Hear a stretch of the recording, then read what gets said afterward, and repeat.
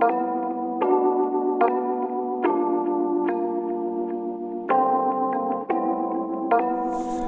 folks, welcome to the Real Deal podcast, episode number 3. Thanks for tuning in. Hope you're enjoying the podcast. It's just going to get better from here on out, trust me.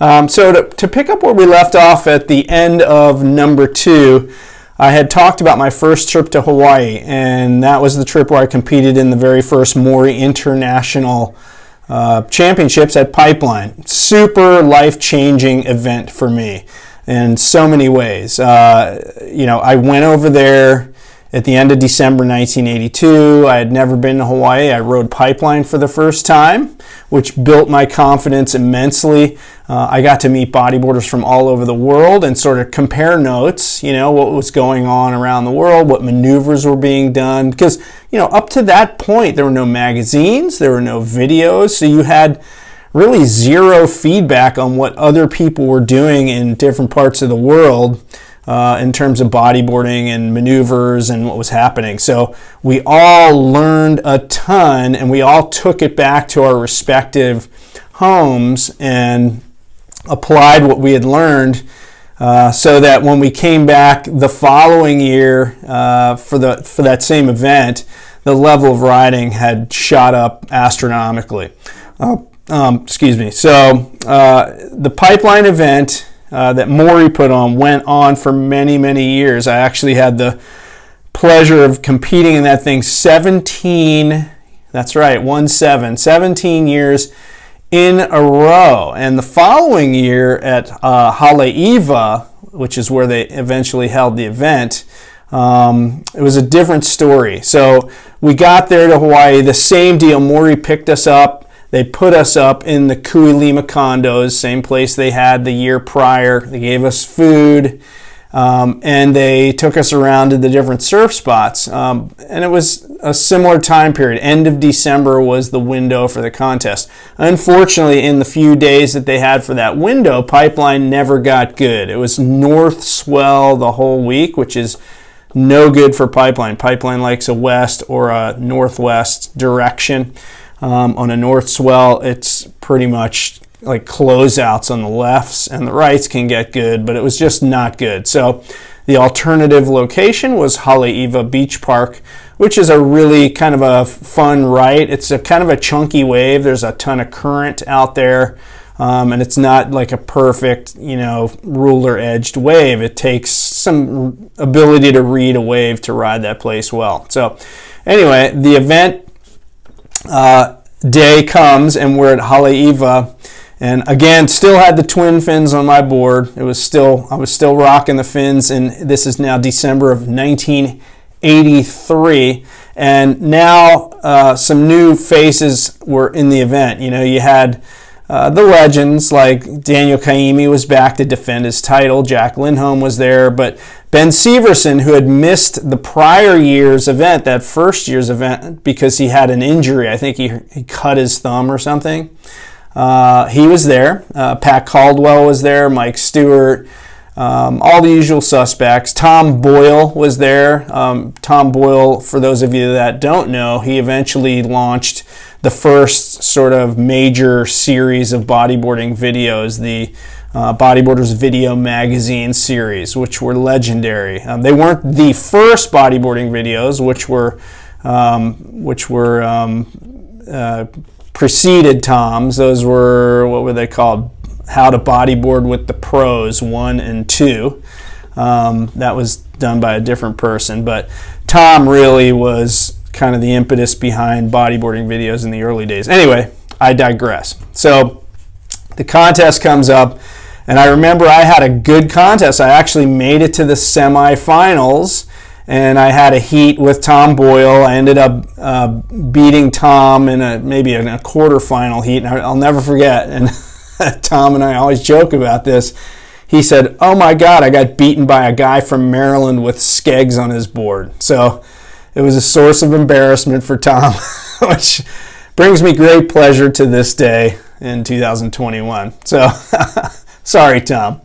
Tom and I went on to become great friends. We went on several trips together in my pro bodyboarding days. and just a great guy. He did a lot for the sport. He was one of the people that helped to start Bodyboarding magazine in 1985 when that magazine first began. So in any case, 83 had a good event, placed like, in the semifinals. I think my placing would be considered like equal ninth or something in the contest, which really was a big deal to me because it meant I got prize money. Now I was an amateur. I was in the Eastern Surfing Association, and I was on the all-star team. So the rules back in those days were that if you accepted money, you became a professional bodyboarder. So I declined the $200 prize money that I would have won just to retain my amateur status. I sort of had a long-term plan at that point. I was in my second year of college. I was studying communications. I wanted to work in radio and TV at the time. I eventually ended up switching to earth science and secondary ed with a vision of teaching earth science in school so I could have the summers and weekends and holidays off to bodyboard. So all my career decisions have been based around the desire to be in the ocean riding waves, still to this day, as a matter of fact. So in any case, where was I? So at that point, I did well in that event, and then and turned down the money, and then I continued to compete in the Eastern Surfing Association through my college days. And I would fly out to California to do the Maury Nationals, which was a big event in Oceanside.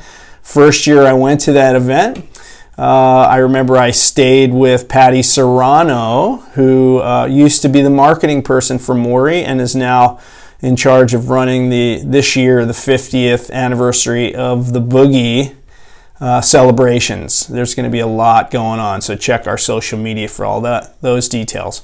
But in any case, Patty had a house on the beach in Oceanside. She put a bunch of us up. I went out for that event the first time and actually ended up winning the event, and then had to leave the next morning first thing to get over to the East Coast to do the Eastern Surfing Championships in Cape Hatteras, North Carolina.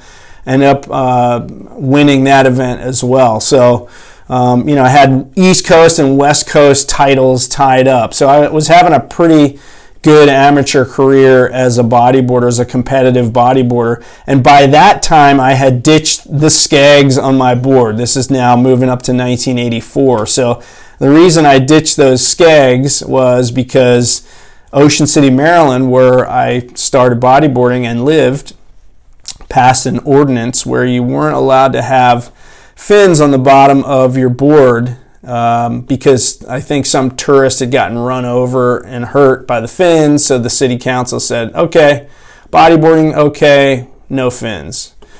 So it forced me, fortunately it was serendipitous, forced me to learn how to ride the board properly without the skegs, the fins on the bottom. So I continued. I'd go back to the North Shore every January during my winter break in school with friends. I'd spend a month over there, and I'd do the pipe event. Never did really anything of significance in terms of results in that event, but I continued to do well on the East Coast and in the Maury Nationals every year. I'd usually end up in the top 2 in that event. I remember Kevin Okamura came over from Hawaii one year and beat me. This is in the men's 17 to 29 division.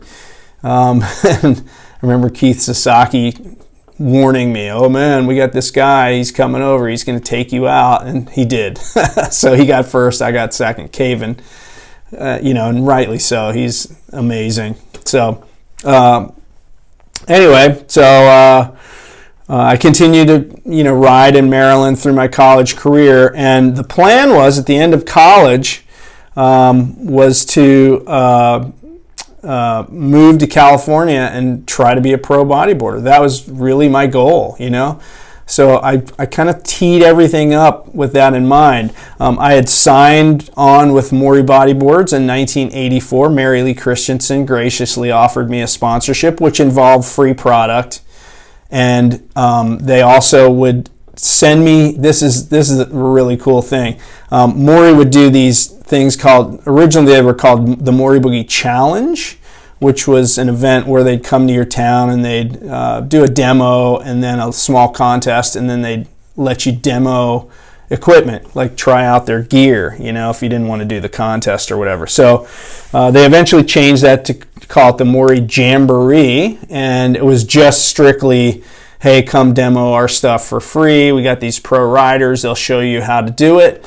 And they would send me to different locations to be like the guy that helped people learn how to ride bodyboards and demo their gear. So the big thing in college on the East Coast was going to Florida for spring break, and particularly Fort Lauderdale was like the epicenter, and Daytona Beach were the epicenter. This is in the MTV days when they used to do MTV spring break from Florida. So, all of my friends in college, they were trying to save money so they could go to Florida for spring break. Maury flew me, paid all my expenses to Florida for spring break. It was perfect, man. So I would meet up with like Dave Kniff or Keith Sasaki, and they'd fly them out from Hawaii or the West Coast, and we'd meet up in Florida, and we'd just spend the week like going to beaches and meeting.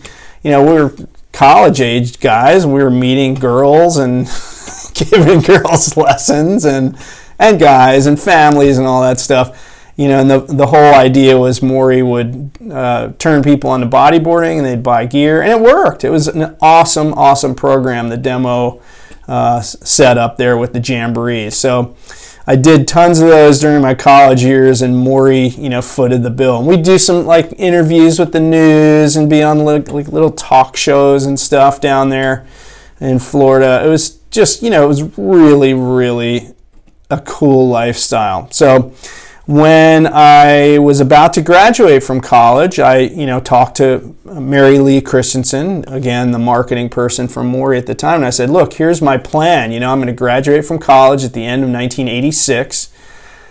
I want to have a crack at the tour. At that time, there was the PSAA tour in California, Pro Surfers Association of America. And they had a bodyboarding division, and that tour had been going since I think 85 or 80, or maybe it started in late 85. So my goal was to move to California and try my hand at the tour. So Mary Lee said, okay, sure, we'll offer you this contract. And as I recall, it was like $125 a month to endorse Maury products and Churchill fins. They were all under the same roof. And I thought that was the greatest thing. It was the dream come true. I'm going to get paid to bodyboard. What the heck? So I graduated college at the end of in May of 86, and the plan was to work as much as I could and earn money so that I could move to California. So that's what I did. I worked at my dad's bakery, my mom's sub shop. I substitute taught as well. And I had gotten a job offer right out of college to teach high school science, which is what I was trained to do. But I turned it down because I was like, no, I'm going to do this thing, this pro bodyboarding thing. I'm going to give it a crack. I can always come back to teaching.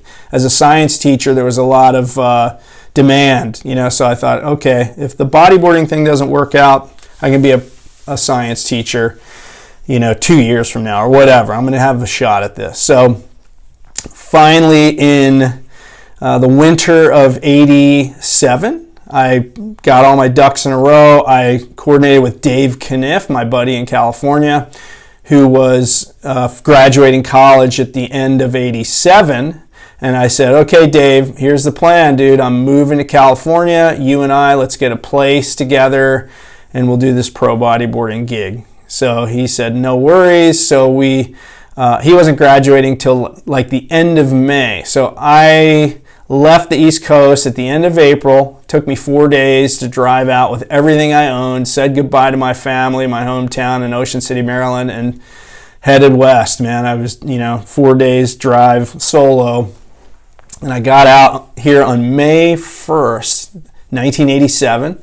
Mary Lee Christensen and her husband and family put me up for a month. They let me live in one of the bedrooms in their house graciously, fed me, and I was just so appreciative of that. And I would get in the car every morning. I'd drive up to T Street in San Clemente because I knew there was like a bodyboarding scene there, and I was friends with Keith Sasaki, who lived in the summers in San Clemente, and he was kind of the kingpin up there, along with riders like Cameron Steele and Kevin Baker and Tom Prince and Tony Prince and a heap of other guys that were sort of all pushing each other in the water at T Street. So even though I was in Oceanside, which had plenty of waves, it was T Street where I wanted to be because I wanted to raise my level of riding. So I would go up there every day, I would surf, and then I'd come back. And Dave at the time,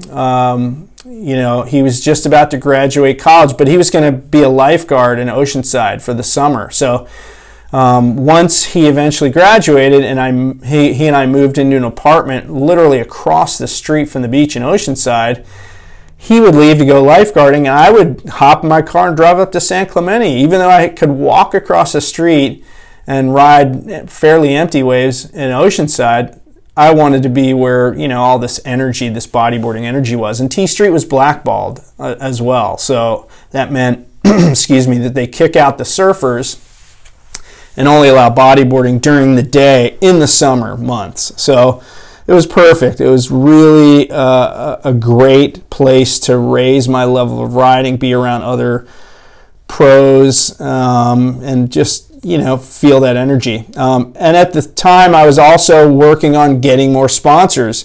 And I started doing the Bud Surf Tour. My first event was in June in Ventura. And I remember we were at, I can't remember the name of the spot. It seems like it was a spot called Drain Pipes. And it was in front of the fairgrounds. I can't remember. But in any case, I had a decent event. I made a little bit of prize money. I wasn't a finalist, but I made it to the semis and beat a couple guys that I didn't think I'd be able to beat.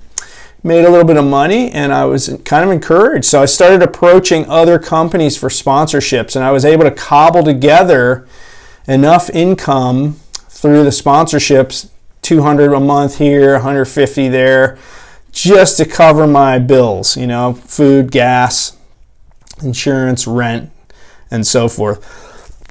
Excuse me. So I thought, man, this might actually work out. And I was making a little bit of prize money. So I thought, excuse me, that's real fun, huh? Sorry.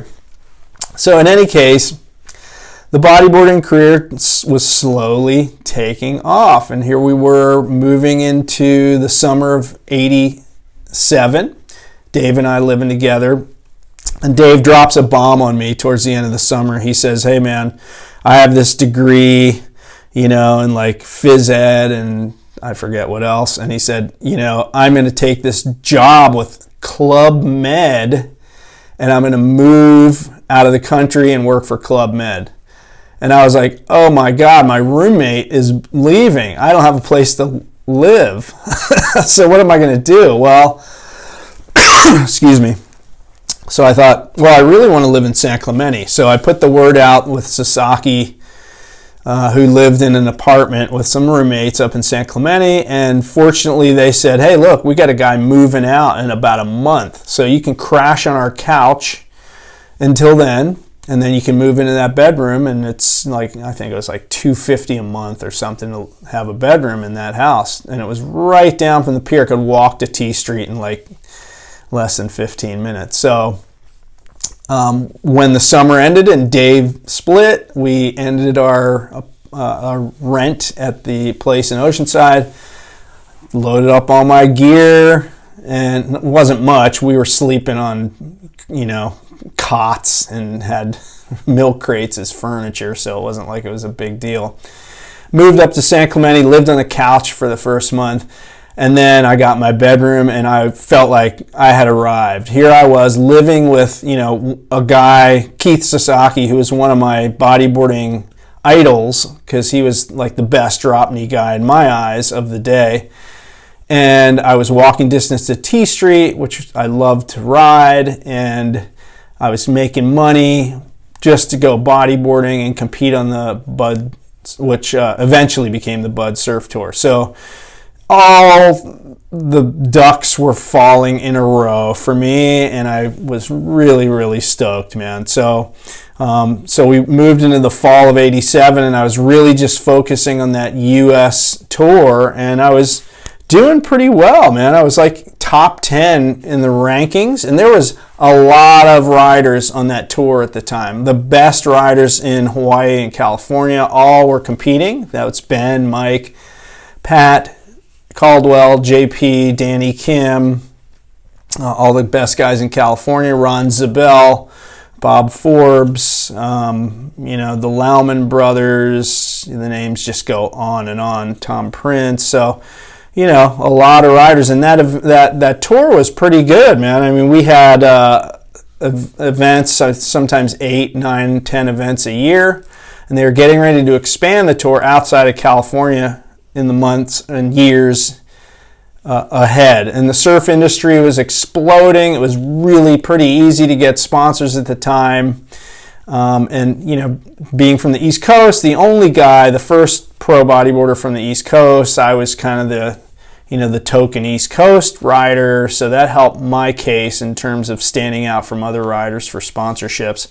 So it was all just an awesome time, and there are really good things coming into the future. I'll get into more of that in the next podcast, but I want to thank all of you for watching, and don't forget to like this podcast, subscribe, and put in your comments down below. Give me some feedback, what I can change. I got lots of plans to improve this in the future, but got to get off the ground somewhere, right? So that's it for podcast number 3. As always, see you in the surf.